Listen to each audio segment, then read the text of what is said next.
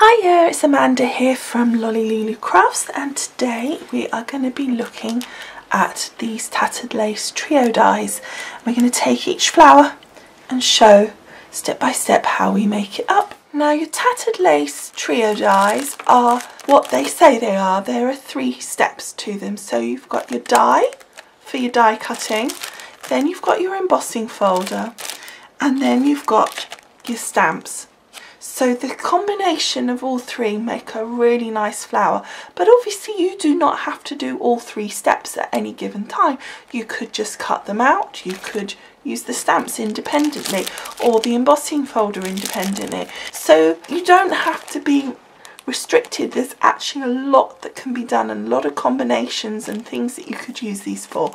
Now, the tattered lace trio dies are thin metal dies, so they should go in pretty much any machine on the market, and you would just use the sandwich that you would use for thin dies. So just look in your instructions and it will tell you what sandwich you need for your particular machine.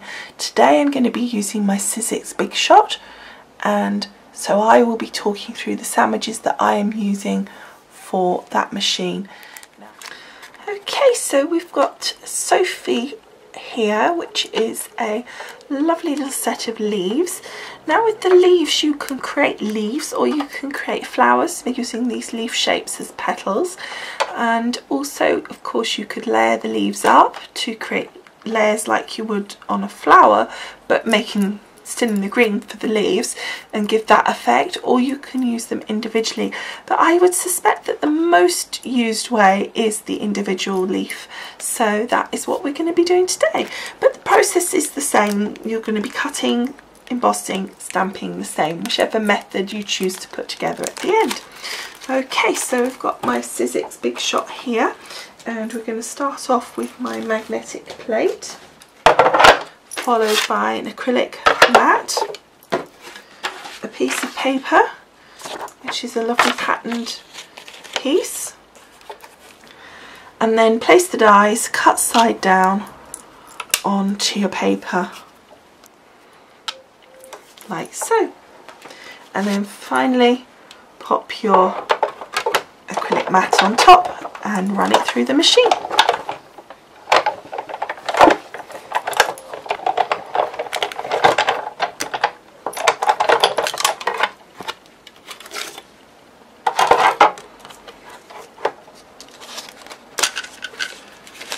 There's our little baby one, and the next one up. And I love the edges on these. It's got like little wrinkly edges. Look, let me show you. Isn't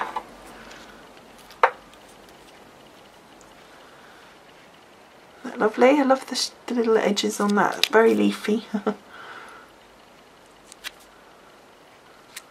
Okay, now we need to do the embossing. For our embossing, we need to use our regular extended platform and want to go to tab 1, so just pop that through, then add our acrylic plate. Then we're going to take our little leaves, I'm going to layer them up, and then I'm going to pop them in my embossing folder. And the embossing folder's got some design on it, so you can choose where you want to pop it. I'm just going to put it right there. I'm not going to be too worried about that. And then put the final acrylic base on top and run it through the machine. Now, you can use probably up to, if you're using paper, up to probably 6 to 10 layers will go through your embossing in one go, and it will emboss absolutely fine. It's only when you get to card that you might want to think about doing a few less layers. And you can see when you emboss, it just kind of squashes the layers together, so just carefully release them. And I think that just looks so pretty with all that on there. If I turn it over, you can see the debossing. Isn't that lovely? So now you can leave it as it is, or you can do what we're going to do, which is do the stamping.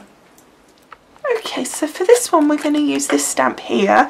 That clearly matches in with the pattern of the embossing, but you don't have to do that. You can choose anything that you want, but I just want to use that one because I think it'd be nice to complement the embossing that's already there. So we're going to take my acrylic block, we're going to pop the stamp on it, so then I'm just going to ink over the top. Now because we've got quite a large stamp and some of these pieces are a bit smaller, I'm just going to get my little mat here and then my leaf, and then I'm going to stamp down. Just give it a gentle push